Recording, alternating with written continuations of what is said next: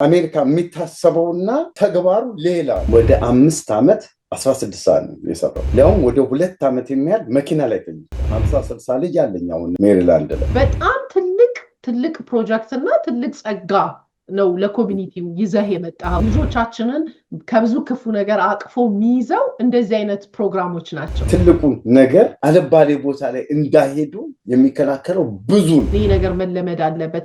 ልጆቻችን ሱስ ውስጥ ሲገቡ መጥፎ ነገር ውስጥ ሲገቡ ማልቀስ አይደለም። አሁን አሜሪካን ሀገር 16 ሰዓት ተሰርቶ ማብላት ማጠጣት አይደለም ልጁ የሚውልበት። ይህንን የኛ ማህበረሰብ አላወቀም። ሰላም እንደምናላችሁ፣ ኪዲ ነኝ ከካናዳ።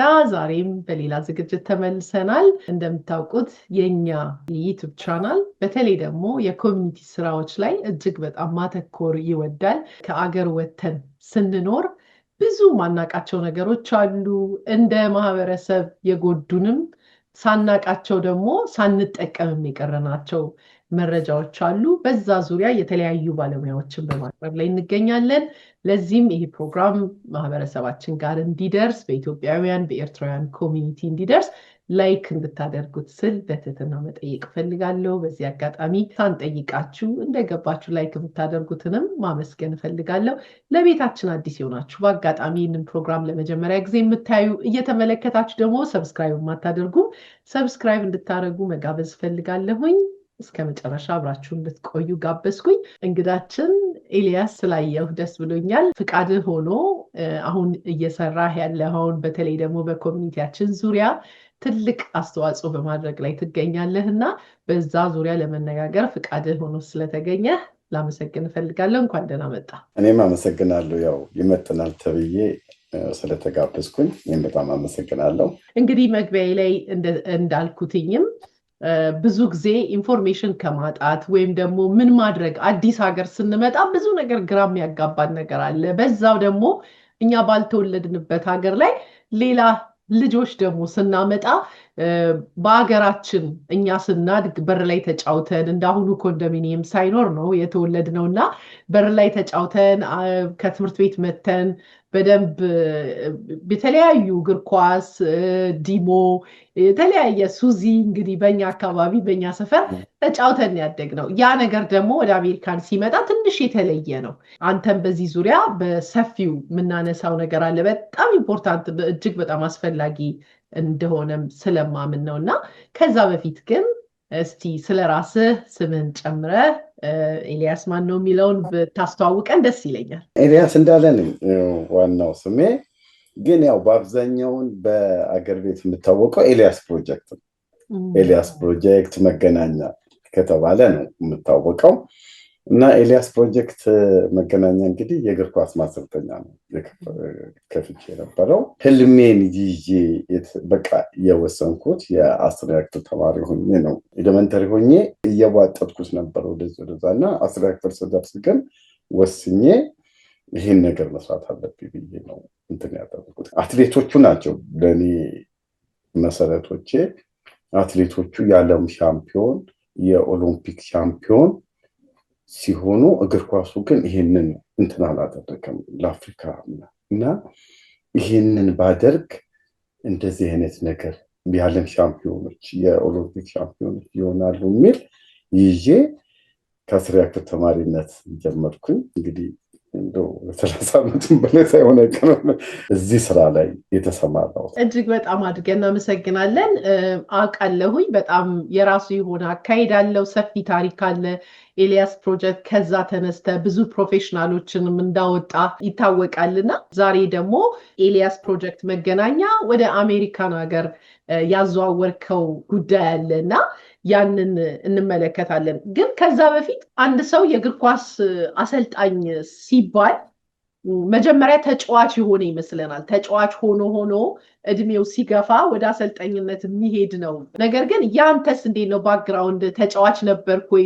እንደዚህ አይነት የኳስ ፍቅር ወይም ደግሞ የአሰልጣኝነት ፍቅር እንደዚህ እንዲሁ ይመጣል ወይ የሚለውን ትንሽ ብትነግረን ደስ ይለኛል። ወደ ጉዳያችን ሳንገባ እኔም የነበረኝ አመለካከት እግር ኳስ ተጫዋቾች እግር ኳስ አሰልጣኞች ይሆናሉ ነበር። መጫወት ለመጫወት የሚለየው ምንድነው? በክለብ ብሔራዊ ቡድን ምናምን የሚባለው ነው እንጂ በአካባቢው ያው ተጫውተን ያደግነው ሁላችንም። ግን እዛ ደረጃ አልደረሱም። በኋላ ያለው ኤልያስ እግር ኳስ ማሰልጠኛ ተብሎ ሲከፈት ትልቁ ችግር የነበረው ኤልያስ የሚባሉ ተጫዋቾች ነበሩ እና የነሱ ጋዜጣ ላይ እንኳን ሲጻፍ ስራዬ ይጻፍና የአባት ስም ይለያያል። የነዛ የተጫዋቾቹ እንትን ይደረጋል እና ብጫወት ኖሮ ይሄ የከፈልኩት እዛ ደረጃ ለመድረስ የከፈልኩት መስዋዕትነት ይቀንስ ነበር እና ያሰለጠንኳቸው እንደደረሱት እኔ አልደረስኩም። በኋላ ግን እያንዳንዱ ነገር እያወቅኩት መጣ። እነ ሞሪኖ ሆነ እነ ማንቸስተር እንደ ትልቅ ሳይጫወቱ ትልልቅ አሰልጣኝ ይሆነዋል። ሊያውም ተጫውተው አሰልጣኝ የመሆን እድላቸው ጠባብ ይሆን። ይበልጥ ደግሞ ህፃናቶች ስለተጫወች ህፃናትን ማሰልጠን እንትን አይደል። ህፃናትን ራሱን የቻለ እስኪል አለ፣ መውደድ አለብሽ። ለነገ ተተኪ ለነገ አዳጊ ልጄ ነው ብለሽ የምትይዥው ያኛው ፊሊንግ መኖር አለበት። ለትልልቆች እንኳን እውቀት ይሆናል ያ ተጫዋች ሆነው መምጣታቸው፣ ትምህርቱን ወስደው ያንን ማድረጋቸው አሰልጣኝነት። ህፃናት ላይ ግን ሲመጣ የተለየ ነገር መኖር አለበት እና ያንን እውቀት አወቅኩኝ። ልጆች ላይ ብዙ አሳለፍኩኝ። ልጅ በቃ ከልቤ ነው የምወደው። እንደው አጥር አድርጌ ብነግርሽ ህይወቴን ልሰጥለት የምችለው እኔ ጋር ቢሰለጥን ለመጣ ለልጄ ብቻ ነው። ቢተኮስበት እኔ ህይወቴን ልሰጠው በዚች ዓለም ላይ እና ያ ነው የልጆች አሰልጣኝ እንደሆን ያደረገኝ። ህይወቴን በቃ ልሰጥለት የምችለው ለልጄ። ያንቺ ልጅ ብዬ አልቀበልም። ዛጋ ሲመጣ ልጄ ነው። አሁን ይሄ በተፈጥሮ የመጣ ነው ማለት ነው። እንደነዛ አይነት ሰዎች ከመጡ በየህፃናቶቹ ላይ ውጤታማ ይሆናሉ ብያ ይሄ ነው እንግዲህ ያለው። መልካም። ሁሉም ነገር ሙያ ያለው። ለምሳሌ አስተማሪ ብዙ አይነት ተማሪዎችን ያስተምራል።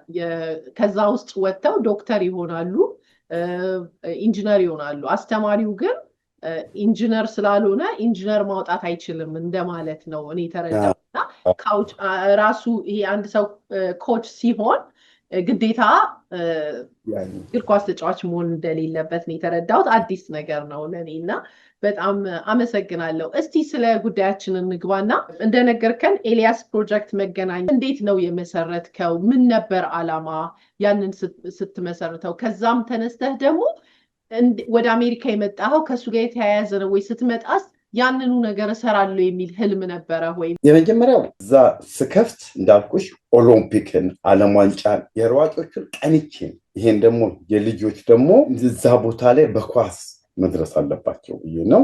በጥሩ ሁኔታ ነው የጀመርኩት። መገናኛ ላይ ስቴዲየም ኖሯት ማንም ያውቋል። ያ ስቴዲየም ሻወር አለው፣ ሽንት ቤት የተሟላ ነው ሁሉ ነገር። በቃ እስከ 5,000 ፈንድሪዚንግ ሁሉ የኢትዮጵያ ብሔራዊ ቡድኖችን ተጫዋቾች አንዳንድ ብር እያስከፈልኩ ሁሉ ሰው ለዛ ለማሰልጠኛው ፈንድ አንዳንድ ብር እየከፈለ ልጅ ሁሉ ይገባል እና በጣም የተመቻቸ ሳስበውም ያ ስቴዲየምን አብሮ አስቤዋል ቦታው እና እዛ ቦታ ላይ የገነባሁት እና በጥሩ ሁኔታ ሄድኩኝ። ሲሄድ ምንድነው እምነት የመሰለሽ አንድ ልጅ ለማውጣት እኔ ብቻ በቂ አይደለም። ላውም እዛ እላቸው የነበረው አባይን አባይ ያደረገው ገባሮቹ ናቸው ነበር እና ያንን እግር ኳስ ያንን እኔ ተነሳሁ። ያንን የተነሳሁበትን ሰዎች እንትን ማለት አለባቸው የሚል ነው። ከዛ በየወሩ በየ2 ወሩ በየ3 ወሩ ብሔራዊ ቡድን ተጫዋቾች እጋብዛለሁ። ይመጡልኛል፣ ያሰለጥናል። በጣም ብዙ የተለያዩ ግን ከሯጮች አሰፋ መዝገቡና ኃይሌ ገብረስላሴ ነው የጋበዝኳቸው። ያ ህልሜ በጥሩ ሁኔታ ሄደ። ስተት የሆነው ኤልያስ ላይ ስተት የሆነው እነዛ ህፃናቶች ጊዮርጊስ ቡና ምናምን እንደዚህ የሚባልበት መግባት ነው እንጂ ይሄ እኔ የያዝኩት ለዓለም ለማንቸስተር ለምናምን የሚለውን እንትን አላደረጉትም። ምክንያቱም የቤተሰቦች በኋላ ወደ 4 ዓመት 5 ዓመት የተደከመባቸው የተዘጋጁ ልጆች አፍሪካና አውሮፓ ጉዞ ልደርስ በየክፍለ ሀገሮቹ ይዣቸው ሄጄ ለአፍሪካ ከዛ ከአፍሪካ ደግሞ ወደ አውሮፓ ምናምን ይዤ ለመሄድ እያመቻቸው እያለ ወደ 8-9 ልጅ አየር መንገድ ሄደ።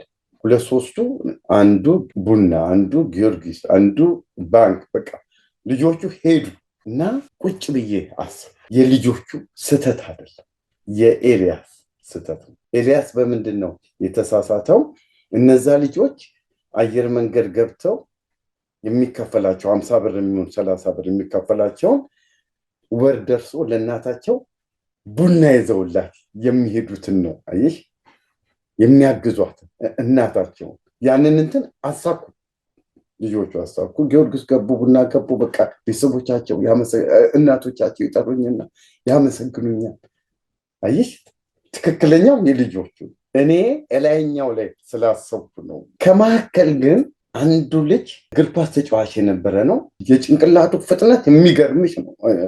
እዛ ቦታ ሆኜ ያው እያንዳንዱ ልጆቼ ናቸው ይሻሉ አያለ እና የጭንቅላቱ ፍጥነት የሚያስደንቅ ነው።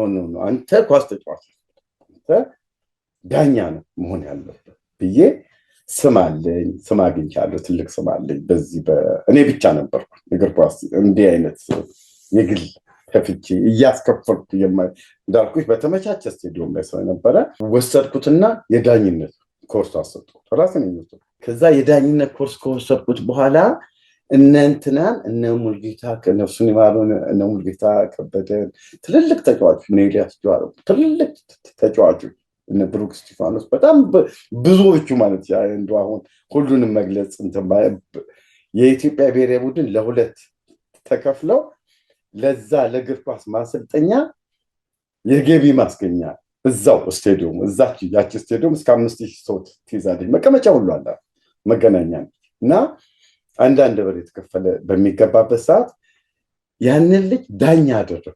13-15 ምናምን ዓመት ልጅ ነው። የሚያውቃቸው በቴሌቪዥን ነው። ስቴዲየም ከገባ ስቴዲየም በትልልቅ ነው የሚያውቃቸው እና ጫወታቸው። ከዛ ከ3 ወር በኋላ ከ6 ወር በኋላ እንደገና ሲጫወቱ እሱንም ሰጠሁት። ያ የዳኝነቱን እሳቱን ለኮስኩለት። ጎበዝ ልጅ ነው ራሱ። ከዛ በኋላ በጥረቱ በምኑ ዓለም ዋንጫ ጫወተ። ዓለም ዋንጫ ዳኝነት ኦሎምፒክ ወደ ከ10 ጨዋታ በላይ ጫወተ። አሁን ኢትዮጵያ ላይ ቁጥር 1 ዳኛ የነበረው እሱ እና እሱ ደረሰልኝ። ያ አይምሮዬ የሚያስበው እና እኔ የሰራሁለት ነገር ቢሆን መንገዱን መራሁት። የሆነች ነገር ሰጠሁት፣ ሰዓቱ ሰጠሁት እና ለነዛ ልጆች ግን ያንን ያህል ዓመት የከፈልኩላቸው ግን አየሽ እነዛ ልጆች ያኛውን ነው ለጊዮርጊስ ደርሷ ቡና አንዷ እናት ነው ስቅስቅ ብላ አልቅሳ ምን አደረገልሽ አልኳት። ስልክ ደውላ ነበር ስታወራኝ የነበረው ቤት ገዛልኛል። አየሽ እነዛ ልጆች ትክክለኛ ቦታ ላይ ነው የደረሱት። የኔ ያኛው ህልም እና ብዙ ልጆች ተጫውተዋል፣ ላይ ደርሰዋል። ይሄ ነው እንግዲህ ያለው። መልካም። ይሄኛው እንግዲህ ኢትዮጵያ ያለ የመሰረትከው እንደገና ለትልልቅ ቦታም የደረሱት። ወደ አሜሪካ ስትመጣስ እንዴት አገኘኸው? ስትመጣስ በዚህ ጉዳይ ነው ወይ? ይህንንስ ህልም ለማስቀጠል አስበህ ነው ወይ? እስቲ ንገረን። እንግዲህ እዛ ኢትዮጵያ ፈንድሪዚንግ እያደረግኩ ነበር የማሰለጥነው። ያ ፈንድሪዚንግ የሚባለው አሁን እነዚህ ልጆች ለክለብ ደርሰዋል። ፈንድሪዚንግ ደግሞ በኢትዮጵያ አንደኛ ተብዬ ከፕሬዚዳንቱ ዋንጫ ተሸለሙ። ከተሰሩ ስራዎች በዛ ዓመት በኤችአይቪ ዙሪያ በጣም በቃ በሚያስደነግጥ ሁኔታ ኤችአይቪ ጨረሰ። ያንን ሀብታሞችን ከባለስልጣን ጠቅላይ ሚኒስትር መለስ ዜናዊ ነፍሳቸውን ይማረና በዛ ጊዜ እሳቸው ነበሩ።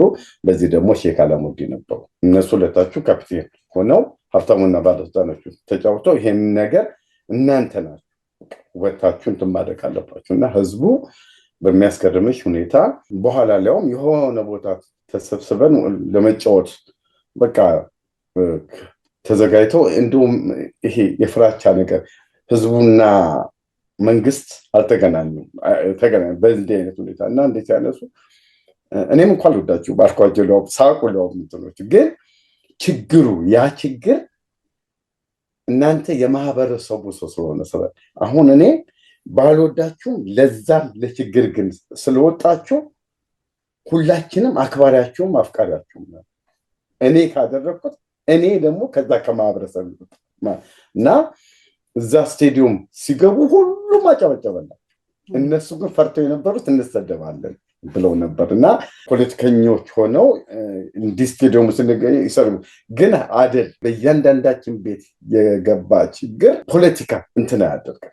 መተባበራችን ነው፣ አንድ መሆናችን ነው። እኔ ደግሞ ሙያው አለኝ ይህንን እግር ኳስ እና እግር ኳሱን እነሱም ወጡ።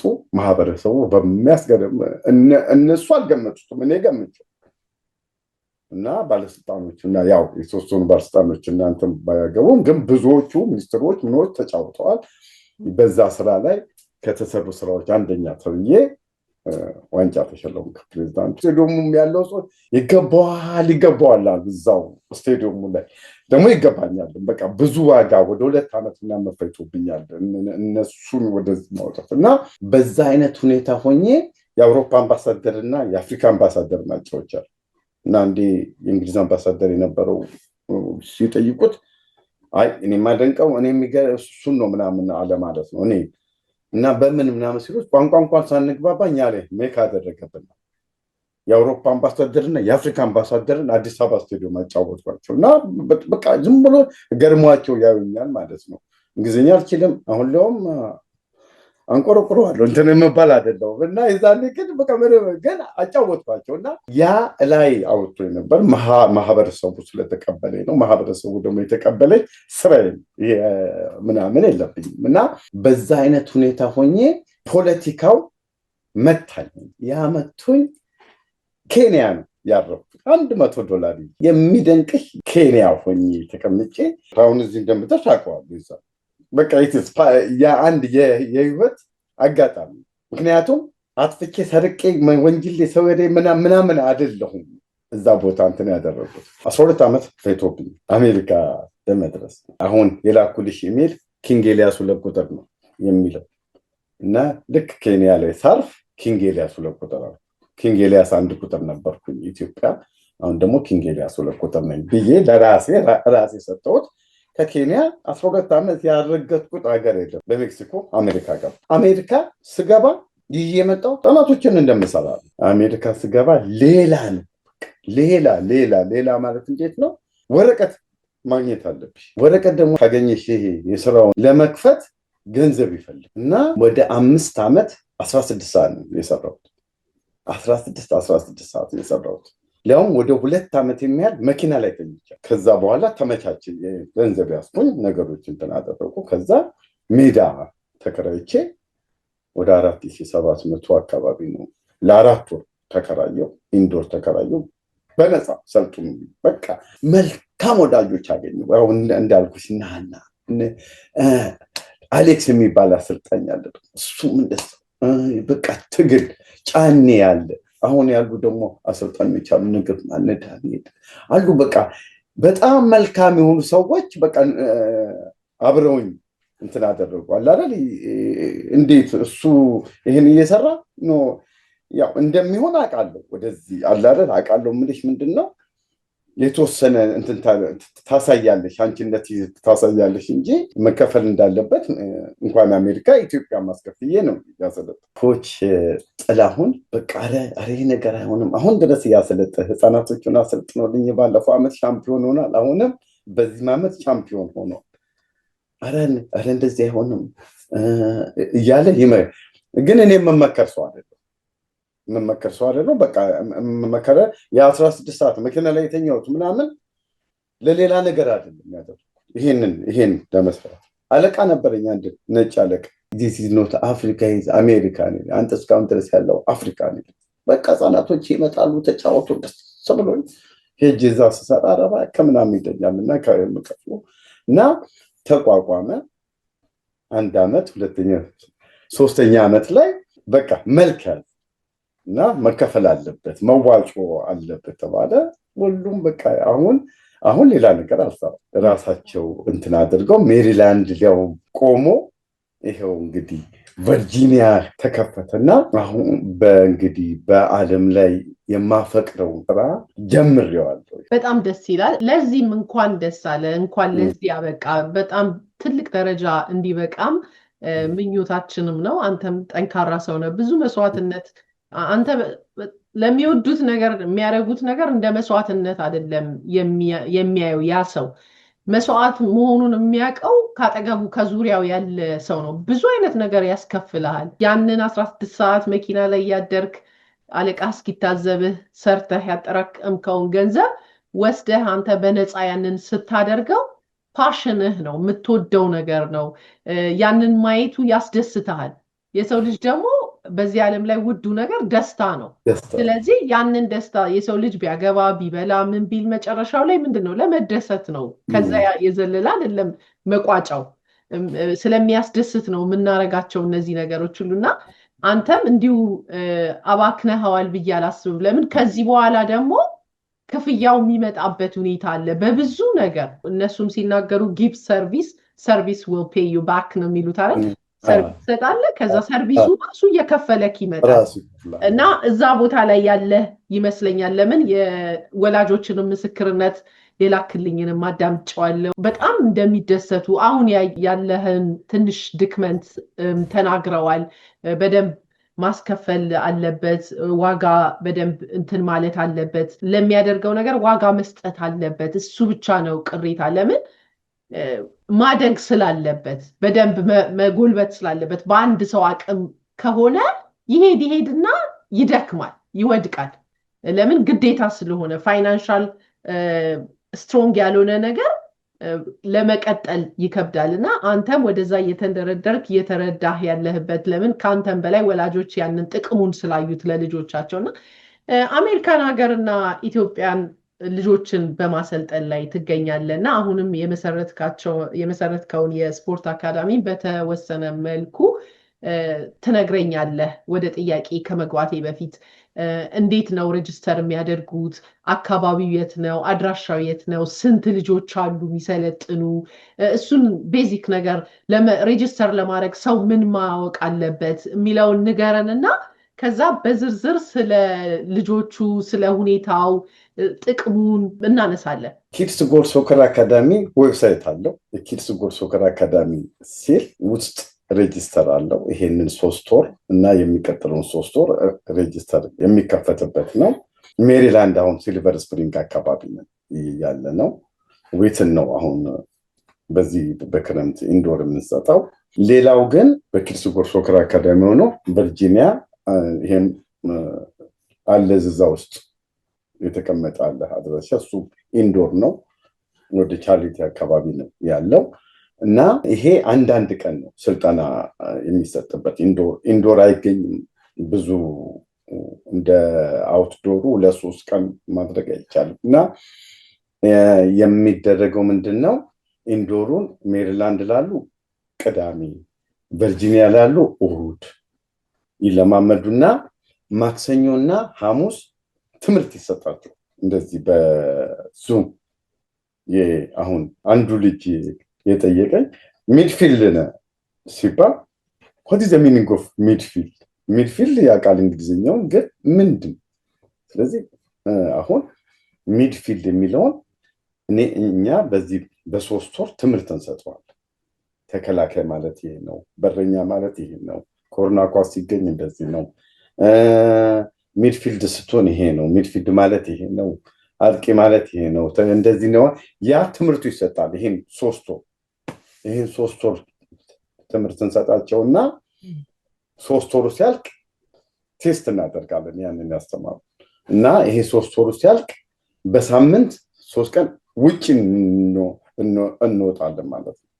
አሁን ከ10 ዓመት በላይ እንግዲህ ያቺ ህልሜ ብዬ የተነሳሁት አሜሪካን ሀገር ስመጣ ያሰብኩትና ያገኘሁት የሚለያይበት አሜሪካን ሀገር በቃ ይነዳሉ። ሰው ሁሉ ስለሚነዳ ጧት እያመጡልኝ እኔ እያለማመድኳቸው ወደ ስራ እሄዳለሁ። እኔ ምናምን ብዬ ነበር። እንኳን ጧት ሊያመጡልኝ ቶርናመንት ሆኖ በቃ እንደው ቤተሰቦች አብሶ ሜሪላንድ ያሉ ቤተሰቦች ሁሉም እንደው ይሄንን መስማት አለ ያውቁታል። እንኳን ጧት በሳምንት 3 ቀን ሊያመጡልኝ ቀርቶ ቶርናመንት ኖሮኝ አሁን ቶርናመንት አሁን ሻምፒዮን ሆነናል። የሜሪላንድ የተዘጋጀው ከ9 ዓመት በታችና ከ7 ዓመት በታች ሁለቱን አሸንፈናል እና እኔ ከ9 ዓመት በታቾቹ ነበር ያዝኩት እና ጨዋታው 7-7 ሆኖ 4 ልጅ መጣ። እኔ ግን 4 ሆነው ዳኛው አይገባም፣ በ4 ልጅ አትገቡም፣ አትሊስት 5 መሆን አለባቸው እና ያሰብሽውና ሰው ቢዚነቱ አየሽ የሚለያየው አሁን እዛ ጋር የህፃናቶቹ አንድ የኮች ጥላሁን አንደር ሰበኖች ከኛ ቀጥሎ ከ30 ደቂቃ ነው ከምናምን በኋላ ይጀመር ነበር እና የመጡ ነበሩ እና እነዛ 3 ልጆች አምጥቼ አደባልቄ ከዛ ዳኛው ፍቃድ ሰጠኝ። እድሜያቸው ትንሽ ስለሆነ ይቻላል አለኝና እነሱን አደባልቄ 2-1 ተሸንፌ ወጣሁ እና አሜሪካ የሚታሰበውና ተግባሩ ሌላ ነው። መኪና አለን ግን ነርተን መሄድ አንችልም። ስራው ከባድ ነው፣ ያደክማል። በቃ አሁን ያ የቤተሰብ ልጆቹን ማምጣት አልቻሉም። ስላልቻሉም በኋላ እንደገና አደራጅቼ ምናምን ሆኖ ነው አሸንፈን ከስንት እንደው በንጥልጥል አልፈን ነው 4 ውስጥ ገብተን ሻምፒዮን ሆነ እና ይዤው የመጣሁትና ተግባሩ ሩቅ ነው። በቃ በፍጹም የማይገናኝ ነው። እኔ ይዤ የመጣሁት እንዳልኩሽ ጠዋት በሳምንት 3 ቀን 30 ደቂቃ አመተውልኝ ሜዳ ላይ አመተውልኝ ስፖርት እያሰሯቸው እንዲወስዷቸው ነው። ግን ዙም የሚባል ታላቅ ነገር መጣ። ያው ዙም እና ያ ህልሜን አሳካል። ምንድነው በሳምንት 3 ቀን ከ10 ዓመት በላይ 30 ደቂቃ ይዛቸዋል። ዘስሪ ሪዝን ነው የሚባለው። አንደኛ ለጤንነታቸው ጠዋት ተነስቶ ስፖርት መስራታቸው ለጤንነታቸው ሁሌ የምንነጋገር በቃ እቺ ዙማ ስትጀመር ጸሎት አለ። በኪድስ ጎድ ሶከር አካዳሚ ጨዋታም ሲጀመር ልምምድም ሲጀመር ምንም ሲሆን ፈጣሪውን ማመስገን አለበት። እስላም ይሁን ክርስቲያን ይሁን ሌላ ሃይማኖት የሌለው እሱ ማንም ሰው የራሱ ጉዳይ እሱ ውስጥ አልገባ። ግን ተሰብስበን ፈጣሪያችን በሰላም አስጀመረ በሰላም አስጨርሰን እንላለን።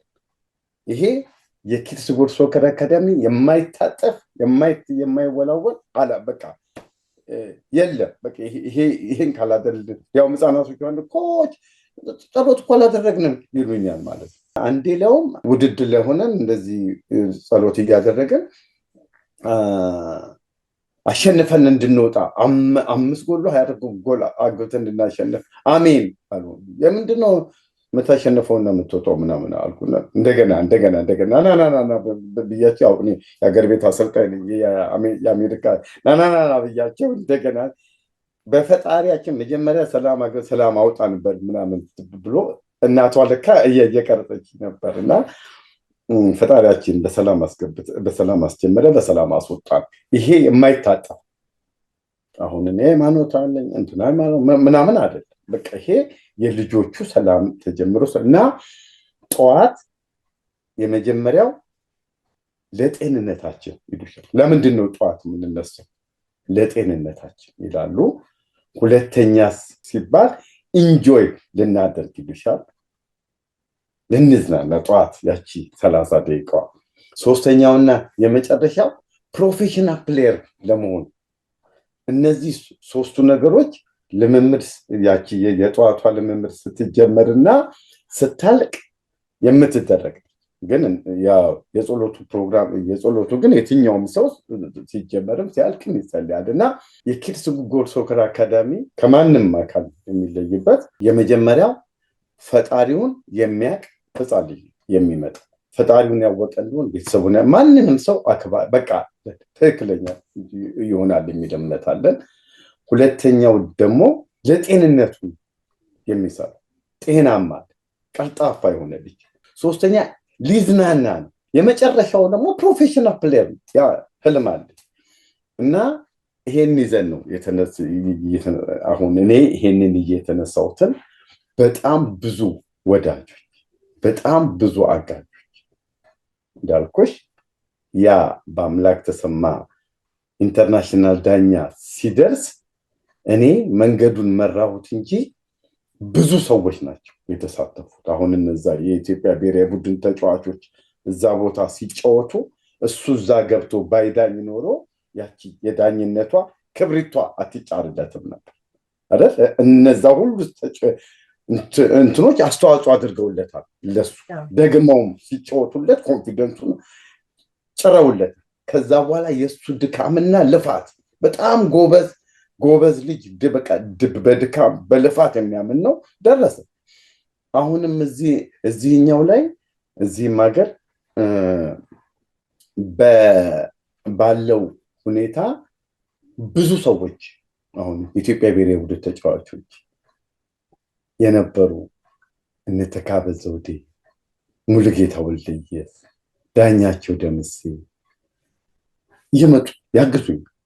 አየሽ፣ የግለሰብ ስራ አይደለም የኔ ስራ። አሰልጣኞች አሉ፣ ቤተሰብ አለ።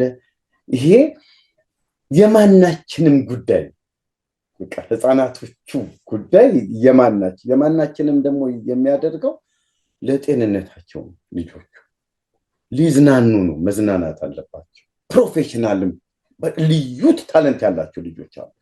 በጣም የሚያስገርምሽ እኔ ከገጠሙኝ በጣም ልዩ ታለንት ያላቸው አሉ። እነሱ ደግሞ መድረስ አለባቸው። እንደው የደረቀ እንዳሁን አንድ የሚያስቅ ነገር ልንገርሽ። አሜሪካ መጥቼ ማሰልጠን ጀምሬ ሰበሰብኳቸውና ልጆቹን ህፃናቶቹን ሰብስቤ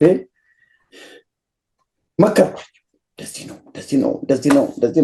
ነው ብዬ በእንግሊዝኛ መከርኳቸው እና እንግዲህ አሁን ከመከርኩ በኋላ ወደ እንትኑ መግባት አለባቸው እና አንዱ ህፃን ልጅ ሮጠ ሄደና አባቱን ይዞ መጣ እና አባቱን ዳዲ ያለው በፊት ፈረንሳይኛ እችላለሁ ብለሃል አይደል? አዎ ምናምን አሉ እና የኮችን ኢንተርፕሬት አደርግልኛል።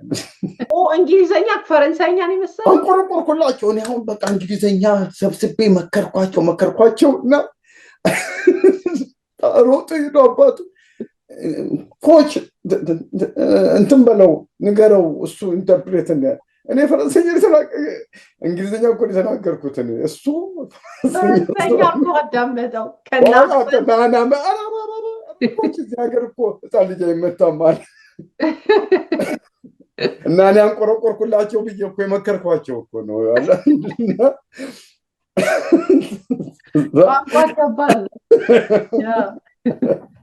እና ግን ህፃን ልጅና ፈጣሪ የውስጥሽን ነው የሚያውቅ። ግን እንድችም ሆኜ ዋንጫ አንዴ አይደለም ሁለት ያንስቻል። እኔ አንዳንዱን እናቶች እንዴት ተግባባችሁ እቅፍ ተደራርገ በደንብ በቃ እኔ አማርኛውም እንግሊዝኛውን ምንም ማለት ተግባብተን ምንም ኮከብ ተጫዋች ማት የሸለመ ብታይ አማርኛ ጆሮን ብቆርጭ የማይሰማ ልጅ ኮከብ ተጫዋች ሆነ ተሸለመ። በአማርኛም ታወራቸዋለህ። ይሄ እኮ ትልቅ ስጦታም ነው። ለምን ከተግባር ጋር ስለሆነ ግዴታ። አሁን እኛ ሰው ሀገር ስንሄድ በማናውቀው ቋንቋ ስራ ስንቀጠር ስራ ስለሚሆንብን ቢያንስ የስራውን ቋንቋ እንለምዳለን እና አማርኛ ራሱ ቤዝ እንዲይዙ እያደረካቸው ነው። በዛ እውነት ለመናገር ይቅርታ ካቋረጥኩ ቀጥላለሁ። እጅግ በጣም እኔ ለአንተ ራሱ እየታወቀ አይመስለኝም እንጂ ትልቅ የኮሚኒቲ ስራ ነው እየሰራህ ያለኸው። በተለይ አሜሪካን ሀገር፣ ካናዳ፣ አውሮፓ የምንኖር እናቶች፣ ወላጆች፣ እናትና አባት ወላጅ ያውቀዋል።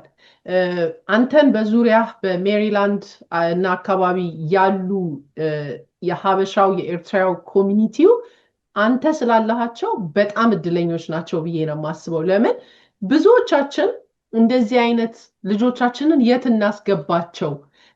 ብዙዎቻችን የምንነቃው ልጆቻችን ሲጎረምሱ ነው።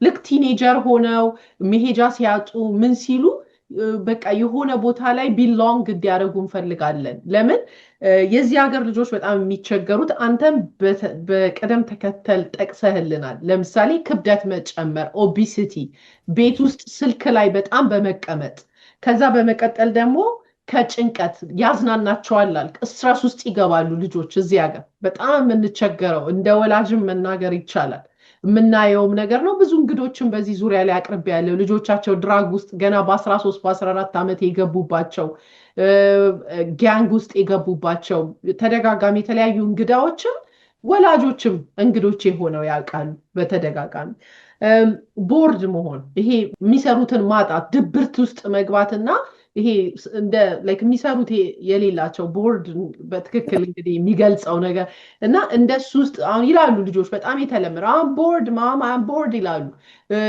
ቢዚ አለመሆን። ለምን አየሩ ከባድ ነው። እንደፈለግን ወተን የምንጫወትበት እንደኛ እንዳለ አየር ያው ኢንዶር መሆኑ በጣም ትልቅ ፕሮጀክት እና ትልቅ ጸጋ ነው ለኮሚኒቲው ይዘህ የመጣው ብዬ ነው የማስበው። በዚህ አጋጣሚ ተመልካቾቻችን ሬጅስተር ማድረግ የምትፈልጉ ልጆቻችሁን ኮች ኤልያስ ይነግረናል እድሜያቸው ከስንት እንደ ሬጅስተር ማድረግ እንዳለባቸው። ዌብሳይቱ ላይ ግን ሁሉም ነገር ተገልጿል ብዬ አምናለሁኝ። ከታች ዌብሳይቱን እናስቀምጣለን፣ ኮንታክት ነንበራቸውን እናስቀምጣለን። በሜሪላንድ እና አካባቢዋ ያላችሁ ልጆቻችሁን እንደዚህ አይነት ውስጥ ማስገባት የምትፈልጉ ማስገባትም አለባችሁ ብዬ ነው የማስበው። ሁሉ ሰው እግር ኳስ ተጫዋች ይሆናል ማለት አይደለም፣ ነገር ግን ሁሉም ሰው እንቅስቃሴ ያስፈልገዋል ብዬ አምናለሁኝ። እንደ ልጅ ደግሞ እመጣበታለሁኝ ያንንም ከንግግርህ የታዘብኩትን። ሌሎች ደግሞ ይሄ የኔ ኪድ ኢትዮጵያ ሀሳብ ነው። እኔ ለምሳሌ በሚዲያዬ ባለን በእኛ በኪድ ኢትዮጵያ ሚዲያ እንደዚህ ሰዎች ጋር እንዲደርሱ እንደገና በተለያየ አጋጣሚ ደግሞ ማስታወቂያ በመስራት አግዛቸዋለሁ። እናንተ ደግሞ በገንዘባችሁ ምናልባት እዚህ ሀገር እንደምታውቁት ታክስ ክሌም ማድረግ ይቻላል። ኮሚኒቲያችሁን በማገዝ ቤተክርስቲያናችሁን በማገዝ ዶኔት ብታደርጉላቸው ኮሚኒቲያችንን በማገዝ ነው። ልጆቻችንን የተለያየ እንግዳ ሳቀርብ እንደተናገርኩትኝ ልጆቻችን በአሁን ሰዓት እስር ቤትን እየሞሉ ነው። በፊት ድራግ ነበር የሚያሳስበን፣ አሁን ግን ጋንግ ውስጥ እየገቡ እየተገዳደሉ ነው የሚባለው። እንደዚህ አይነት ዝግጅቶች በአካባቢያችን ላይ ስለሌለ ነው እና መታገዝ መደገፍ አለ። ሌሎችም ይሄንን የምታዳምጡ እንደ ኮች ኤልያስ ፓሽን ያላችሁ በየአካባቢያችሁ በትርፍ ሰዓታችሁ ራሱ እንዲህ አይነት ነገር ብትጀምሩ ለማለት ፈልጋለሁ። እና ጓደኝነት ሌላ ደግሞ ማንሳት የምፈልገው በጣም ከባዱ ነገር ጓደኝነት ይመሰርታሉ። ከምንም በላይ እዚህ ሀገር ልጆቻችን ብቸኛዎች ናቸው። ለምን ብዙ የሉም። እናንተ እንደውም አሜሪካ እድለኞች ናችሁ እና ወደ ካናዳም ሀሳብ እንዳላችሁ ሰምቻለሁ። እሱንም ታነሳለን። በእውነት ማመስገን እፈልጋለሁ። በጣም ትልቅ ስራ ነው እየሰራችሁ ያላችሁት። ቀጥሉበት፣ መስፋፋት አለባችሁ። እኛም መደገፍ አለብን። ይህ ነገር መለመድ አለበት። ልጆቻችን ሱስ ውስጥ ሲገቡ፣ መጥፎ ነገር ውስጥ ሲገቡ ማልቀስ አይደለም። ከልጅነታቸው የሚወዱትን አይነት ምናልባት እንዳልከው ስፖርቱ እግር ኳስ፣ ሁሉ ልጅ እግር ኳስ ተጫዋች ላይሆን ይችላል። ነገር ግን ጎን ለጎን ያንተ ሲበረታታ ሯጭ መሆን የካራቴ ስኩል አለ እኮ ነጮቹ የከፈቱት አለ። ግን እንደ ራስ አይሆንም። የራስን መልክ፣ የራስን ቆዳ፣ የራስን የሚመስል አይነት ባህል ተዋህዶ አንድ ላይ መሆን። ወፎች አንድ ላይ ይበራሉ አይደለ? በሰማይ ስናያቸው በከለር እሱን የመሰለ ነገር የለምና እኔ በኔ በኩል በጣም ነው ያደነኩ። በተለይ ደግሞ ይሄ የስፖርት ፍቅር ሲባል እሰማለሁ። አንተ ውስጥ ግን መስማት ሳይሆን እንዳየው ችያለሁ። አንተን በማየቴ፣ በማውራቴ፣ በማወቄ እንደ ልክፍት ነገር ነው የሚያደርጋቸው። ስፖርት የሚወዱ ሰዎች በተለይ የእግር ኳስ የሚወዱ አርሴናል ምን ሲሉ ህይወታቸውን እንትን ሲሉ እመለከታለሁ ከሩቆኝ። አንተ ውስጥ ግን ሳየው በጣም ብዙ ህይወትህን የከፈልክለት ጉዞ እንደሆነ ነው የተረዳሁት እና ይሄንንም መናገር ስለፈለግኩ ነው። ይቅርታ እንግዲህ እስቲ ቀጣዩ ንገረው። በጣም ነው የተደረገው። አሜሪካና ኢትዮጵያ ላይ የሚለያየው ምን መሰለሽ? ኢትዮጵያ ልጁ ራሱ ነው የሚመጣው፣ በእግሩም ይመጣል፣ በአውቶቡስም በምን በቃ ልጁ ራሱን። አሜሪካን ሀገር ግን ቤተሰቡ አየሽ። ኢትዮጵያ የማስበውን ሰርቻለሁ ልጆቹ ስለሚመጡ ቤተሰቡ ላይ አንዳንዴ ቁጭ ብዬ አልፈርድበትም። በቃ 16 ሰዓት ነው የሰራሁት። አንዳንዷ እናት ይዛ መታ መኪና ላይ ተኝታ ልጁን ሰታኝ አለው እንትን ግን ፕሮግራም ማድረግ ይቻላል አሜሪካ እና አሁን አሜሪካ ላይ ሰክሰስፉል የሚባለው ደረጃ ለመድረስ እነዚህ ነገሮች አሁን ጓደኝነታቸው ጌም ይጫወቱ የነበሩ ልጆች የኳስ ጌም አድርገውት አንዱ ሌላ ቤት ሆነው የኳስ ይጫወታሉ። አንዱ ልጅ ለው መጥቶ አዶናይ ለምን አልመጣም ምናምን አለኝ። እንትን ሆነዋል። አየሽ፣ ያ ነው ኢትዮጵያ ላይ ሰክሰስፉል ያደረጉት ልጆች። ኤልያስ ጋር የሰለጠኑ ልጆች ጆተኔ ነበር የሚባለው እዛ ጋር መንገዳችን ላይ ጆተኔ ነበር እና ሳንቲም አስገብሩ ስለሚጫወት ጆተኔ መጫወት አይቻልም ብዬ ከልክዬ እና ምንድነው የሚያደርጉት? እዛ ላይ በቃ የሄዱ እንደሆነ ኤልያስ ይመለከተናል ይባላል ማለት ነው። ወይ ደግሞ ሰው አይቶም ይነግረናል። እና ሌላ ነገር ላይ ሳይሄዱ አገኛቸዋለሁ። አሁን አሜሪካ ያገኟቸዋሉ። የተለያየ ሀገር በጣም ብዙ ሀገር ረግጫለሁ። እና እዛ ብዙ ሀገር የረገጥኩት እድሜ ለአንተ ያን ጊዜ ያሳለፍኩት እንትን ጓደኛሞች ሆነው አሁን የዛን የነበሩ ኢትዮጵያ ላይ ያሉትን ነው የምነግርሽ። እና ትልቁ ነገር ከፕሮፌሽናል ወይ ደግሞ ኳስ ተጫዋች ከመሆናቸው ባሻገር ጤናማ እና አለባሌ ቦታ ላይ እንዳይሄዱ የሚከላከለው ብዙ ነው። ጓደኝነታቸው በኳስ ነው የሚያወሩትም፣ ስለ ኳስ ስለሌላው አይደለም የሚያወሩት። እና ያ ኳስ ጨዋታውን መመልከት ያርሰናል የምንጭስር ምናምን ደጋፊ ይሆናሉ። እና ያ በትክክለኛ ውጤት አግኝቼበታለሁ። ኢትዮጵያ ላይ 1000 ልጅ ባሰለጥን ከሺው ጥቂቶች ሄደው ይሆናል ወደ ሌላ። ግን ብዙዎቹ ግን እንዲሁ ሳገኛቸው አንዷ ላይም ሳውዝ አፍሪካ ነው አግኝቻት ባለቤቴን አሰልጥን ምናምን አለች። እና ስትለኝ እኔ ስላሰለጥንኩት ይሻላል አትም አቋሙን እንኳን ምናምን አልኳት። በቃ የዛኔ የሰራሁት ነው ይለኛል። አየሽ ጤናማ ጠንካራ ልጅ ሆኖ ወጥቷል። እና አሁን አሜሪካን ሀገር ይሄኛው ነው መገለጽ ያለበት። 16 ሰዓት መስራቷ አይደለም፣ ወልዳለች፣ አፍርቷል፣ ወልዷል። ስለዚህ ይሄ ልጅ 16 ሰዓት ተሰርቶ ያንን ማብላት ማጠጣት አይደለም እንትን መደረግ ያለበት። ልጁ የሚውልበት ሲውል የሚያወራው የኳስ ያ አሁን አዶናይ እንዳልኩሽ የሚያወሩት ስለ ኳስ የሚጫወቱት የሚያወሩት ስለ ኳስ ያቺ እድሜያቸው በዚህኛው ነገር ያለፋል። ይህንን የኛ ማህበረሰብ አላወቅም። ሰርተው ያንኛውን መሸፈን ነው። እና አሜሪካን ሀገር አሁን ዙም መኖሩ ነው እንዳገኛቸው ያደረገኝ እንጂ እሱም ለመሆኑ ከ50-60 ልጅ አለኝ አሁን ሜሪላንድ ላይ ከ50-60 ልጅ 10 ልጅ የሚያል እንኳን አይሳተፍም። ጧጧት የማይሳተፉት ለምንድን ነው? ቤተሰቡ ቢዚ ነው። አየሽ። እና ይህንን ግን ማመቻቸት አለባቸው እነሱ አሁን እነሱ ጠዋት ተነስተው ስለሚሄዱ ልጆቹን እንደተኛች እናት ቤት ላይ ቀስቅሳ ነው ወደ ትምህርት ቤት ሲስተም የዘረጉት። ግን መሆን ያለበት ጠዋት ተነስቶ 30 ደቂቃዋን ሰርቶ የሚያሰራው ሰው በነፃ እኮ ነው ይመጣለት አይደል? በነፃ ቤቱ መጥቶ ተነስቶ ስፖርት ለሶስት ለጤንነቴ ኢንጆይ ላደርግ ፕሮፌሽናል ሆን ሳድግ እያለል የሚናገር ልጅ ስራሽ ሄደሽ እንዴት ይሄ ልጅ ታስቀብዋለሽ?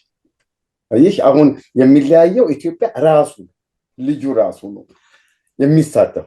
አሜሪካ ግን ቤተሰብ ለልጁ እንደ ጎትኩቶ መሄድ አለብኝ ብሎ ምናምን ነው የሚያደርጉት። እና መጎትጎት ያለባቸው ቤተሰቦቹ ናቸው።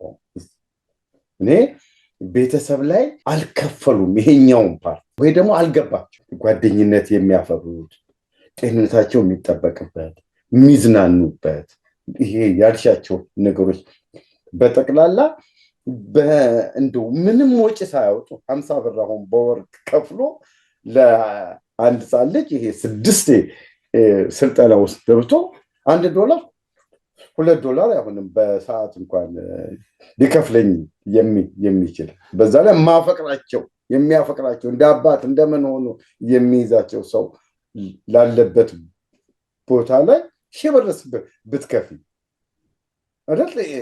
ሳትከፊ እንኳን ይሄ ነገር ከሆነ እና ይሄ ቁጭት ያለኝን ነው በቃ አሁን እንድናገር ያደረግሽኝ ችግር ይሄ አንዱ ነው።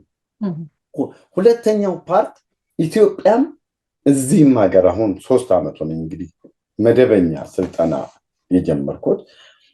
እዚህም ሀገር አሁን የገጠመኝ ኳስን ትንሽ ተጫውተው ለክለብም ለምን ተጫውተው ያሉ ሰዎች አሉ። ኳስ የማያውቁት እንኳን ብዙ አላደረጉም። ግን ኳስን ተጫውቶ ያሳለፉ ሰዎች አሉ እና እነዛ ኢትዮጵያም ላይ ስለገጠሙ በረኛ አይሁን ልጃችን በረኛ አይሁን እንደዚህ አይሁን ይሉሻል። የመጀመሪያ ደረጃ አባቱ ነኝ ባልወልደው ኳሷን በተመለከተ እዛ የሚሳተፍበትም ልጄ ነው ብዬ ነው ያለው እና የትኛው ልጅ ምን ቦታ ላይ እኔ የተሻለ አውቃለሁ።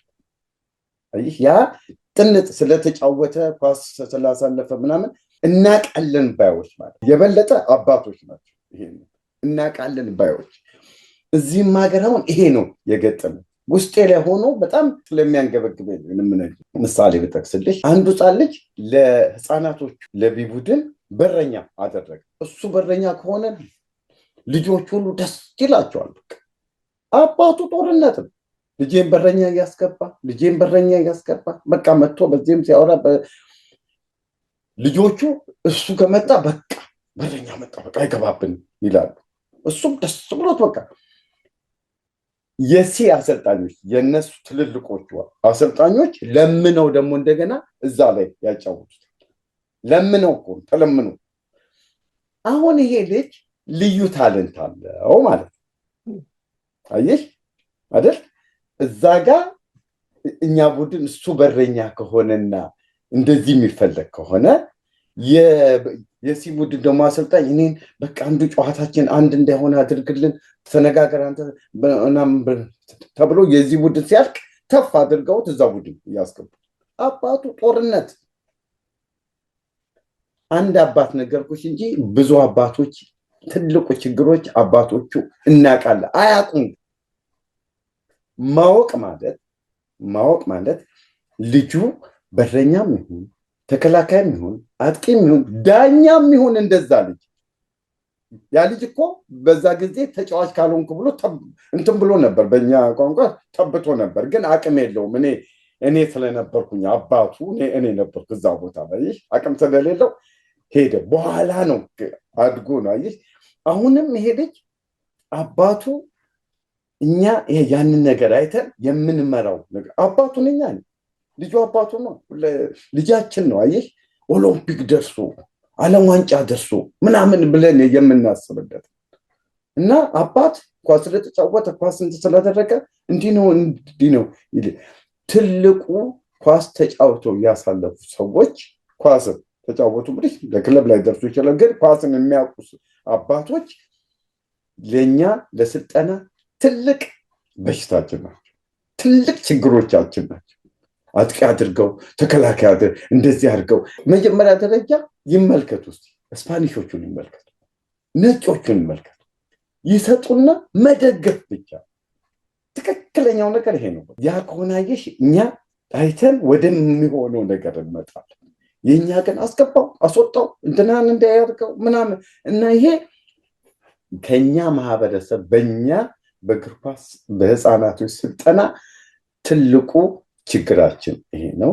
ይሄንን እንግዲህ አስተላለፍ ያለው ብዬ አስባለሁ። ሙሉ ለሙሉ በጣም እውነት ለመናገር ይሄ እንደምታውቀው እኛ ጠንከር ቆንጠጥ ያለ ባህል አመጣጥ ነው ያለን። ወላጆቻችን ልጆችን ምንድነው ይሄ ታለንቱ ወዴት ነው? ኢቭን በኳስ ብቻ ሳይሆን ያ ልጅ ምናልባት በጣም የለየለት ታዋቂ ዓለም ላይ አነጋጋሪ የሆነ ሰዓሊ ሊሆን ይችላል። አባት ግን ወይ ዶክተር ወይ ኢንጂነር ነው እንዲሆን የሚፈልገው። እኛ ወላጆች ዛሬም ላይ ያ የተሰራብን ነገር ከወላጆቻችን ተከትሎ ነው የሚመጣው እና ወደዛ ነው ፑሽ የምናደርገው። ያንን የምናደርግበት ምክንያት ደግሞ ዶክተር የሆነ ሰው ተመችቶት ትልቅ ደረጃ ደርሶ ስለምናይ ነው፣ መልካም ከመመኘት ነው። በእግር ኳሱም እንደተረዳሁት በረኛን እንደ ፕሮፌሽናል አሁን ዝነኛ በረኞች ሊኖሩ ይችላሉ፣ ግን በጣም ዝነኛ የሚሆኑት ጎል የሚያስቆጥሩት ናቸው ከሚይዙት የበለጠ። ስለዚህ መልካም ከመመኘት ነው። ያ ግን እንዳልከው ብዙ ልጆችን ትልቅ ደረጃ ከመድረስ ያመክናል። ስለዚህ ከስሜታዊነት ወጥተን እኔ እንደሚመስለኝ መፍትሄ ሁላችንንም የሚያስማማን መፍትሄ ብዬ የማስበው ልጁን ረጋ ብሎ ወላጅ መጠየቅ አለበት። እንዴት ነው? ደስ ይልሃል ወይ? ትወደዋለህ ወይ? በረኛ መሆን ምን መሆን ነው የምትፈልገው ብሎ ረጋ ብሎ እንጂ እኔ አውቅልሃለሁ በዚህ ዘመን በጣም ከባድ ነው። ለምን? አንደኛ ፕሮፌሽናል የሆነውን ሰው ማክበር ያስፈልጋል። ያ ሰው ከኛ ስለተሻለ ነው ልጆቻችን አምጥተን የሰጠነው እና ሁለተኛ የሰዓት ያልከው የታወቀ ነው። ይሄ በቤተክርስቲያንም ድቁና ሲማሩ ምን ሲማሩ የኛ የወላጆች በጣም መከራ ነው። እንደ ቤቢሲተር የምንጠቀምባቸው አለ። በቃ ልጆቹ እዛ እንዲውል ወጣ ብሎ እንዲውል ሰጥቶ ነፃ ለመውጣት የምንጠቀምበት ይሄ ድክመታችን ነው። ወደፊት እየተስተካከለ ይመጣል ብዬ ነው። በቅንነትም ይህንን ይረዱታል ወላጆች። ያው ደካማ ጎናችን ነው፣ ምንም የሚያከራክር የለም። በጣም በዛው አንጻር ደግሞ በጣም ጎበዝ ወላጆች አሉ፣ ጠቅቀው የሚያውቁ አሉ። ኳስ ሳይንስ ነው፣ ዝም ብሎ የሚመጣ ነገር አይደለም። ብዙ እውቀት ይጠይቃል፣ ብዙ ድካም ይጠይቃል። ከዛ ባሻገር ደግሞ ከልጆች ጋር መዋል በራሱ ሌላ ትልቅ ትዕግስትና ስጦታ፣ አንተ እንዳልከው ፍቅር ይጠይቃል። ለዛም ነው ቅድም በጣም እድለኞች ናቸው አንተ በመካከላቸው ስላለ ያልኩት። እና ተመልካቾቻችን አሁንም ደግሜ የምናገረው ሬጅስተር ማድረግ የምትፈልጉ ኮንታክታቸውን ከስር እንተዋለን። ደውሉላቸው፣ አግኟቸው። ቮለንቲር ማድረግ የምትፈልጉ ካላችሁ ቮለንቲር ቦታ ካለ ሬጅስተር አድርጉ፣ አማክሩ፣ አመስግኗቸው። እኔ በጣም ደጋግሜ ነው የማመሰግነው። እንዳንተ አይነቱን በየኮሚኒቲያችን ያብዛልን። ለምን የኮሚኒቲ ስራ በዚህ ሀገር ካያቸው የዚህ ሀገር ተወላጆች ነዋሪዎች ትልቅ ቦታ ነው የሚሰጡት። ለምን ልጆቻችንን ከብዙ ክፉ ነገር ደግሜ የምናገረው ከብዙ ክፉ ነገር አቅፎ የሚይዘው እንደዚህ አይነት ፕሮግራሞች ናቸው። ግን ብዙዎቻችን ፓኒክ የምንሆነው ልጆቹ ወይ ሱስ ውስጥ እንደገቡ ስናቅ ነው። በቃ ወስደን እስቲ ለኮች እዛ ጋር ይዋል። እንደሱ አይደለም። ምንድነው ተረት አለ አይደለ? መጥኖ መደቆስ ድስት ጥሎ ከማልቀስ በኋላ የሚባል አይነት ተረት አለ አይደል? አሁን ምን ያደርጋል የሚባለው። ስለዚህ እስቲ ንገረን፣ እድሜ ገደብ አለው ወይ? ከምን እድሜ ነው የሚጀምረው? እጾታስ ለሴት እንደኛ ሴት ልጆች አሏቸው የለም ወይ? ለምን ሴትም ልጅ በእግር ኳስ ይጫወታሉ እና እነዚህን ሁለቱን ንገረን እስቲ። አዎ እድሜ አለ። ከ16 ዓመት በታች ነው። ሴትም ወንድም ነው እንትን የምናደርገው። ሴቶች በጣም አነስተኛ ሆነዋል። የባለፈው ይሄን 3 ዓመት 2-3 ሴት ነው የሚኖረን። አሁን የሚቀጥለው ዓመት አንድ ፈንድ ሬዚንግ እሰራለሁ ብያለሁ። ያ ፈንድ ሬዚንግ ልክ አገር ቤት እንዳለው እሱን ምንድን ነው የማደርገው? ሴቶች ብዙ እንዲመጡ እና የሴቶች ኳስ ላይ ሴታፕ አድርጋለሁ። የእንግሊዝኛ ግን በርትቻለሁ አይደል? አሁን ፈረንሳይኛ እንደሚለኝ አይደለም አይደል? ደግሞ ልጆች እኮ ያስተምራሉ። ልጆች ጀጅ ስለማያረጉ በጣም ከልጅ ጋር መዋል ቋንቋ ያስለምዳል አይደለም? አዎ። እናቶቹ ግን ምን ይሉኛል? እንዳታወራቸው ይሉኛል። በአማርኛ አውራቸው ይሉሃል። እናንተ ተምራችሁባቸው ላሉ እና ኮች እንግሊዝኛ አንተ ስለማይ አማርኛ አውሪኝ ይለዋቸዋል ማለት ነው። እነሱ እኔን እንትን ላለዋት እና ምግብ እንኳን እኔ አሁን ስፍስፍ ያደርገኝ ስሜው የማልጠግባቸው ልጆች አሉ። ይመጡና እኮ ምግብ ሰማበላ ነው ምናምን እላቸዋለሁ ማለት ነው። እና መጥቶ ኮች ምግብ በምን ገንፎ በላው አለ። እኔ ልጅ አላደል አሁን ምግብ ስለማበሉ ነው እላቸዋለሁ። አሁን እዚህ ሀገር ምግቧል የሚደፋው ነው የሚበልጥ እና ልጆቹ አይበሉ። ልጆቹ አንዱ ትልቁ አሁን ጥቅም የሚደውሉ እናቶች አሉ። ለኮች እንደውላለን ሲባል እንዳትደውይ እኔ እበላለሁ ኳሷን ስለሚወዷት እና ይሄ ሁሉ ጥቅም አላቸው ልልሽ ነው። የቤተሰብ ምግብ አልበላም ካለ የሆነ ነገር አላደርገም ካለ ለኮች እንደውላለን። በቃ እሷን አይፈልጉም ልጆቹ፣ አገር ቤትም አይፈልጉም፣ እዚህም በደንብ በቃ የኮች የሆነ ነገር እንዲባል አይፈልጉም። ስለዚህ ለቤተሰብ ሌላው ትርፍ ጥቅማቸው እና ፈንድ ሬዚንግ እሰራለሁ ብያለሁ። የሴቶች እግር ኳስ ነው። ሴት ልጆች ከ16 ዓመት በታች ከሆኑ 14 ምናምን አብረው ከዛ በላይ ሲኮን ነው የሚለያዩት እና ከ16 ዓመት በታች እስከ 5 ዓመት ድረስ ነው የምንመዘግበው እና የዚህ ሀገር አሁን ውጤታማ አልሆንኩም ብዬ ያሰብኩት ሴት ልጆች አልመጡም በእኛ በኩል ስፓኒሾቹ ጋር ብዙ ናቸው፣ ነጮቹ ጋር ብዙ ናቸው፣ ሴቶቹ ናቸው ሲጫወቱ። ውጤትም ያለው የአሜሪካ ብሔራዊ ቡድን ሴቶቹ ናቸው። እኛ ጋር ግን የእኛ ግን 3 ዓመት ውስጥ በዛ ይባል 4 ልጆች አካባቢ ነው።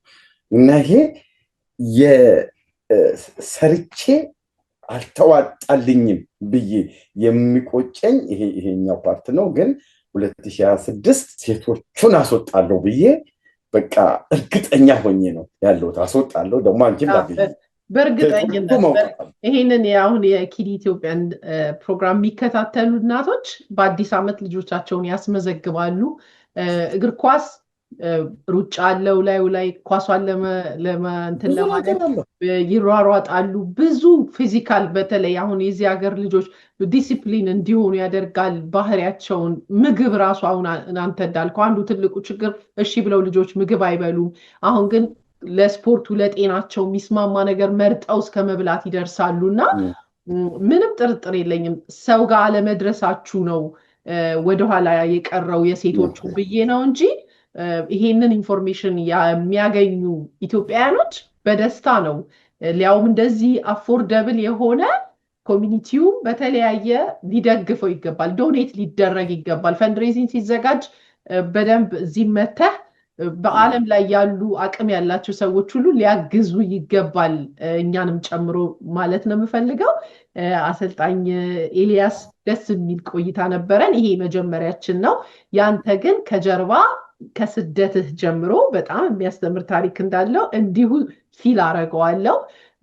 በተለይ በእግር አቆራርጠህ የገባህበት ሁኔታ እንደገና ደግሞ ትልልቅ ባለስልጣኖች አስታውሳለሁ በቴሌቪዥን ጉድ የተባለ እየተሳቀ ከነቦርጫቸው ስታምጣቸው እንደነበረ በደንብ ነው የማስታውሰውና እሱን ታሪክ ጨምረ ምን ገጠመ ስታሰለጥን? የትኛው ፖለቲከኛ አስቸጋሪ ነበረ? ወይም ደግሞ እግር ኳስ ሲጫወት ይማቱ የለ እግር ይባላል፣ የትኛው ሞርት ስተት ይሰራ ነበር የሚለውን ኳስ ደስ የሚለው ወይም ደግሞ ስፖርት ደስ የሚለው ከፖለቲካ የተለያዩትን ሰዎች እንኳን በዛው በንዴት እንዲሸነፉ ወይም እንዲያሸንፉ በመደገፍ ሰላማዊ ጦርነት ማድረጉ ስሜትን ማውጫ መንገድ መሆኑ ነውና እኔም ራሱ በቃ ከዚህ በኋላ ምናልባት የኳስ አፍቃሪ ልታረገኝ ትችላለህ ትንሽ ከቆየውና እዚህ ላይ የኳስ ፕሮግራም ሳልጀምር እኔ ጥያቄን ጨርሻለሁ። ግን በሌላ አንተ ምናልባት መጨረሻ መናገር የምትፈልገው ካለ መናገር እድሉን እሰጥሃለሁ። እኔ ግን ጥያቄን ጨርሻለሁ። በጣም ደስ ብሎኛል በቆይታችን። እሺ እኔ እንግዲህ የመጀመሪያው ያው ማመስገን ነው የምፈልገው። በለጠ ከቤተሰቦች መንጌ አሁን በየአመቱ የሚታደሰውን እሱ ነበር የሚያድስ በዌብሳይቱ የሚያግዘኝ ነበር። እነ አሌክስ እነ ጫንዬ አሁን ዳኒ አርሲ ደግሞ ይባላል አሜሪካ ያለ ግርምሽ ባስልጠን አቶ ጥላሁን ሰላምና እንትናል እንግዲህ ብዙ ሰዎች ካናዳ ራሱ ያመቻችልኝ ሻጊ ካናዳን አሁን ሴታፕ አድርጎ አልቋል።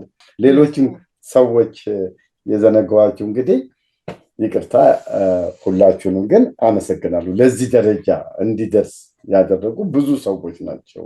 ሁላችሁንም አመሰግናለሁ እላለሁ። ሁለተኛው እንግዲህ ወደ አንቺ ልመጣብሽ ነው። የሴቶች እግር ኳስ ነው ያለኝ።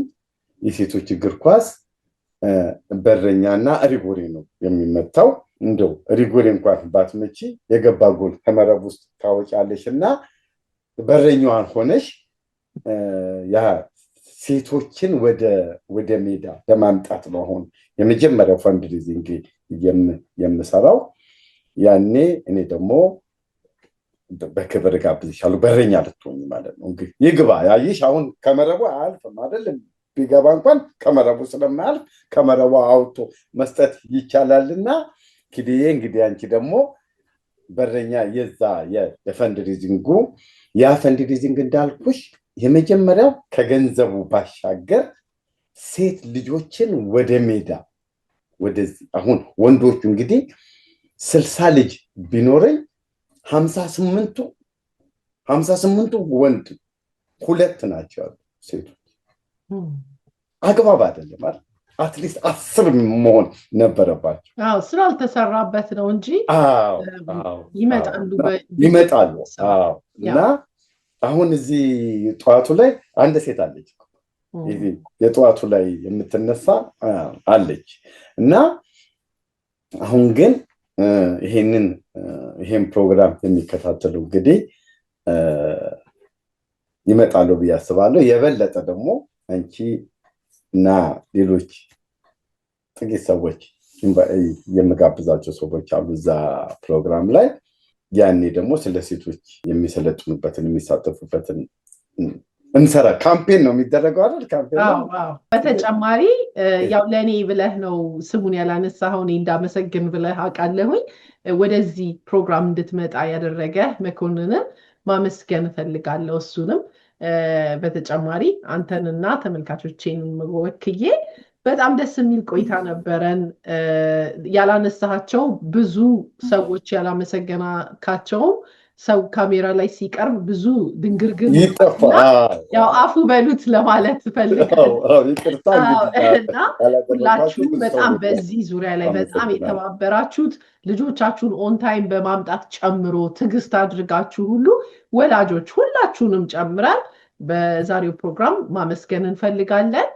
ለቀጣይ ደግሞ ተባብረን እንዲህ አይነት ፕሮግራሞችን በደንብ ማጠናከር አለብን ብዬ አስባለሁ። ለአንተም ኮች ኤልያስ እግዚአብሔር ጤናን ይስጥ፣ እድሜ ይስጥ። ለዚህ ሁሉ ደግሞ እኔ በልጆች ላይ የሚሰራ በልጆች ላይ ፓሽን ያለው አይገኝም። በእውነት ለመናገር በጣም ይሄንን ነው የምለው። አንዳንድ ጊዜ አጠገባችን ያለውን እድል ስለማናቀው ነው እና ተጠቀሙበት ይህንን እድል፣ ያውም አፎርደብል የሆነ እና ምንም ኤክስኪውዝ ነው።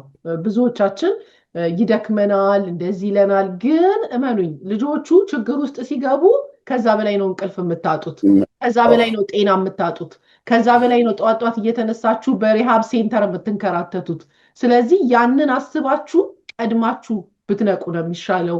እንዲህ አይነት ፕሮግራሞች እንዲስፋፉ እሱን አይተው የተለያየ ሙያ ያላቸውም ሁሉም በዚህ ሀገር ያሉ ብዙ አይነት ዘርፎች ያሉት ራሳቸውን የሚመስሉትን እንዲመሰርት ራሳቸው እንደ ኮች ኤልያስ ፓሽን ኖሯቸው የሚመጡትን ስንደግፍ ከፍ ስናደርግ ነው ሌሎቹም እኔም ብሰራ ብለው የሚመጡት። እና እንተጋገዝ እንደጋገፍ ለማለት ፈልጋለሁ። ተመልካቾቻችን የነበረን ቆይታ ይሄን ይመስል ነበር። ወላጆችም እስቲ እንዴት ነው ልጆቻችሁ በዚህ አካዳሚ የታቀፉ ልጆች ከስር ኮመንት በመስጠት እናንተም ሌሎችን እንድታበረታቱ ስለምታግዙ ከታች ኮመንታችሁን ጻፉ። ልጆቻችሁን እንዴት እንደረዳላችሁ፣ እንዴት ንቁን ያደርጋል ስፖርትና እንዴት እሱን ሁሉ ጨምራችሁ ብትነግሩን ለማለት ፈልጋለሁ። እንግዲህ ዛሬ ቆይታችን ይህንን ይመስል ነበረ። ኮች ኤልያስ ጊዜን ሰጥተህ ስለመጣህም እያመሰገንኩኝ በዚህ ላይ ብንሰናበትስ? እኔም በጣም አመሰግናለሁ። ስትልኝ እግዚአብሔር ያክብርልኝ። ተመልካቾቻችን በሌላ ዝግጅት እስከምንገናኝ የዛሬ ቆይታችን ይህንን ይመስል ነበረ። ቸር ቆዩት።